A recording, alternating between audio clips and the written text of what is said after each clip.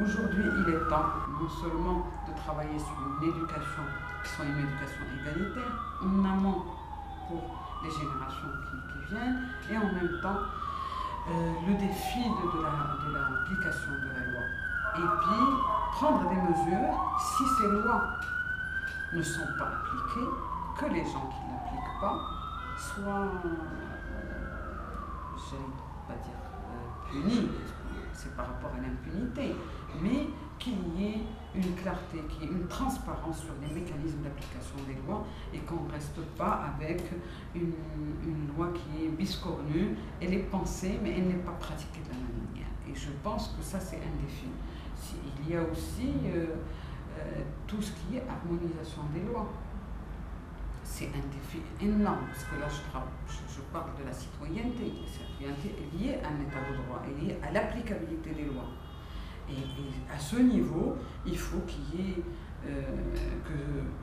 ait un courage politique, mais qu'il y ait aussi vraiment un suivi sur la question des droits des femmes et des droits des citoyens pour que l'application soit la même, que la compréhension. Et ça, c'est la sensibilisation, c'est l'information que l'État doit prendre en charge pour que la compréhension de la loi soit faite de la même manière par tout le monde. Qu'il n'y ait pas un juge qui pense que non, c'est un droit positif qui est là, il n'y a pas un autre droit.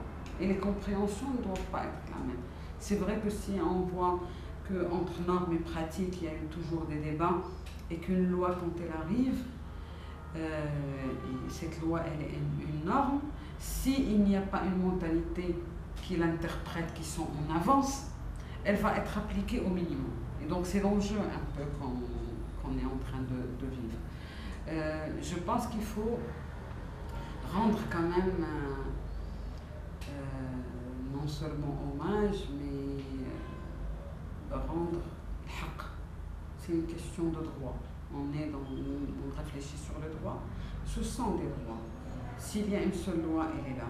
S'il y a une réalité sociale qui montre toutes les discriminations, les exactions, les souffrances, les douleurs, les violences que vivent les femmes, que ce soit au niveau politique dans l'accès aux postes de décision, que ce soit au niveau vraiment micro dans la famille où il y a une violence à l'égard des femmes, que ce soit au niveau quotidien dans les déplacements, dans la mobilité, il y a une vulnérabilisation qui est constante, il y a une paupérisation des femmes qui est comme attestée par des statistiques nationales et avérées, et cette discrimination, cette inégalité, il faut la corriger. L'outil, le moyen, c'est bien sûr les politiques publiques, que ce ne soit pas que des slogans, et au niveau des politiques publiques, qui soient vraiment au niveau de la question des droits des femmes, de la promotion des droits des femmes, de la promotion des conditions de femmes, que ce soit une priorité. Et cette priorité, il faut qu'elle soit accompagnée de mesures claires, applicables, de lois aussi claires, pas ambiguës, pour que ces droits voient le jour et soient appliqués en tant que tels.